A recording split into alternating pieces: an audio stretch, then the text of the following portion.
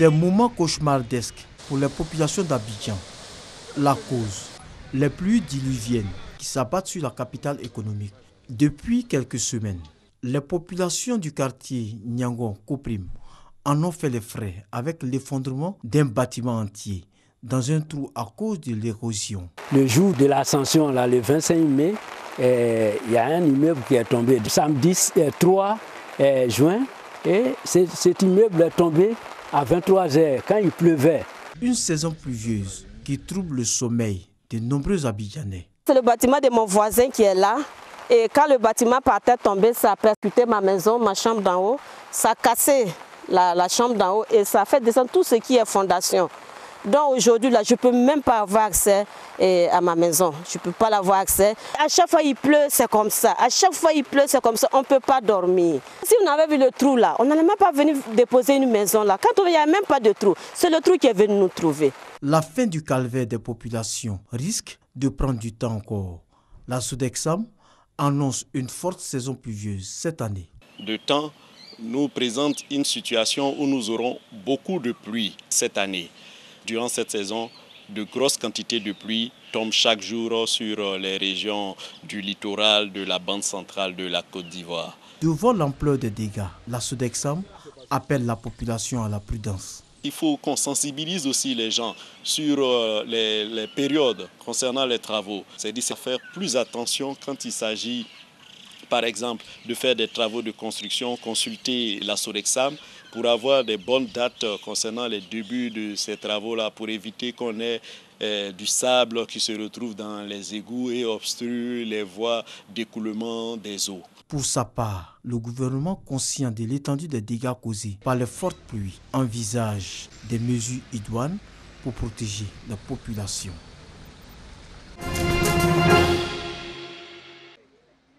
Ce site abritait les commerçants de friperies du marché de Belleville à Trècheville.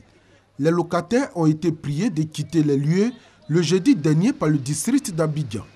L'espace doit servir de parking aux athlètes et visiteurs qui viendront au Canal au Bois, l'un des sites retenus pour les Jeux de la francophonie qui se tiendront ici même à Abidjan le mois prochain. Depuis près de 4 mois, il y a des réunions qui ont été tenues entre le district et la mairie de Trècheville avec les commerçants. Pour rassurer les commerçants que ce site a été demandé à cause de la francophonie. Et c'est pour la sécurité des athlètes qui vont venir. Si tout se passe bien, c'est le nom de la Côte d'Ivoire qui est bien. Si tout se passe mal, c'est nous tous nos noms qui seraient gâtés. Voilà pourquoi ils ont demandé ce site-là pour faire des travaux, ou le parking de la francophonie, pour que tout le monde soit en sécurité. Ils ont quitté les lieux, mais ils ne se sont pas retrouvés à la rue. Un site provisoire a été trouvé pour eux au sein même du marché de Belleville. Ils y resteront jusqu'à la fin des Jeux de la francophonie, le temps de regagner leur site initial. On commence à être content, on était un peu inquiets, mais ça commence à aller vraiment. On commence à oublier nos soucis. Je suis venue, j'étais découragée, mais quand même, je sais que Dieu est au contrôle, que Dieu va faire, ça va marcher.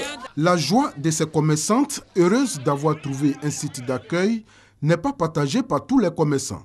Selon certains, le nouveau site est exigu. Le site où on a occupé, il y avait plus de 1000 places. Alors que le site on nous a donné actuellement ne vaut même pas 500 places.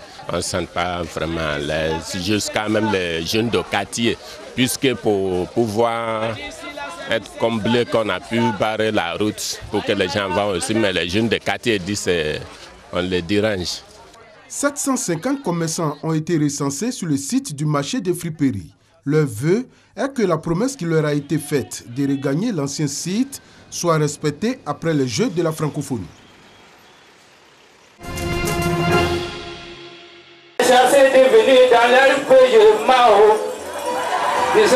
Au chemin de tête, des sourires, des éclats de rire, un pur plaisir, c'est sonorité d'un groupe de balafons. Histoire d'alliance interethnique oblige, le groupe de balafons Pignekoo de Kanoroba, d'ethnie Sénifo, est venu soutenir ses alliés dans. Et apparemment, les cœurs des invités sont conquis. Et des trois, il le fait 4 ans. Festival de la culture et des arts. Pour cette édition, les petits plats sont mis dans les grands. Et à la cérémonie d'ouverture au stade Léon Robert de Mans, Le représentant du parrain salue la maturité tout en indiquant que désormais, il faudra compter ce festival dans l'agenda culturel et touristique ivoirien. Le FECADAN contribue, j'en suis certain, à l'évolution des secteurs culturels, touristiques et de tous les autres domaines liés à ces activités. Et le ministre du Tourisme, M. Sianou Fofana, se propose, avec l'acceptation, le concours des autorités administratives et coutumières et locales, de pouvoir inscrire FECADAN dans le calendrier des manifestations à valeur touristique en Côte d'Ivoire. Après cette belle cérémonie d'ouverture, les festivaliers noctambules ont eu droit à une nuit artistique avec des sonorités exclusivement dans au village artistique, place Babadjan au quartier 13 ans. Et le village de Déoulé, situé à une quinzaine de kilomètres de Mont, d'accueillir les festivaliers pour un fait culturel du paysan, la fête d'Ignam. On est venu à Déoulé pour montrer à la face du monde que le peuple d'An fête l'Ignam. Et nous étions tous tout à l'heure à la case sacrée. Les parents, en tout cas qui ont l'onction des mannes, nous ont expliqué ce que c'est que la fête d'Ignam au pays d'An. Le pays d'An, c'est totalement différent du pays à Caen. Ici, cette fête, c'est la sortie des masques.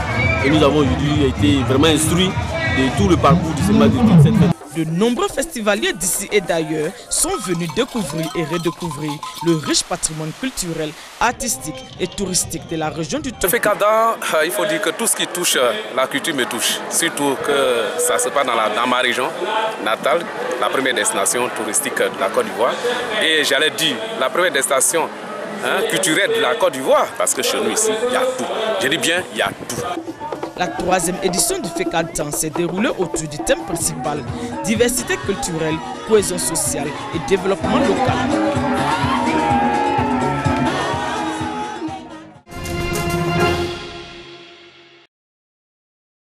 Le 14 juin 1830, les troupes françaises débarquent près d'Alger en vue d'une petite expédition punitive destinée à restaurer le prestige du gouvernement. La ville et tout le territoire de l'Algérie actuelle sont alors sous la suzeraineté théorique du sultan d'Istanbul depuis 3 siècles sous le nom de régence d'Alger. Dans les faits, l'intérieur du pays est livré à l'abandon, insoumis et réticent à l'islamisation. Le territoire compte environ 3 millions d'habitants contre 36 millions pour la France de la même époque. La conquête française, si lourde de conséquences pour la France comme pour l'Algérie, résulte d'un imbroglio dérisoire. En 1827, le dé d'Alger, Hussein, frappe du manche de son chasse-mouche le consul de France Desval, un affairiste qui refuse, non sans insolence, de s'engager sur le remboursement du prêt. Le président du ministère français Villèle demande réparation au dé pour l'offense faite à son consul, mais n'obtient aucun semblant d'excuse. Une affaire intérieure. Confronté 2 ans plus tard à la fronde des députés, le roi Charles X éprouve le besoin de restaurer au plus vite son image.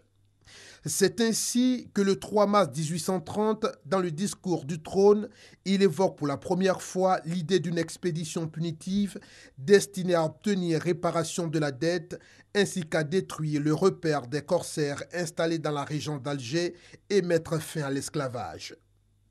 Le comte Louis de Bourbon, ministre de la guerre dans le gouvernement Polignac, est nommé commandant en chef de l'expédition en Afrique. Les journaux de l'opposition multiplient les critiques à l'égard de ce militaire sans envergure.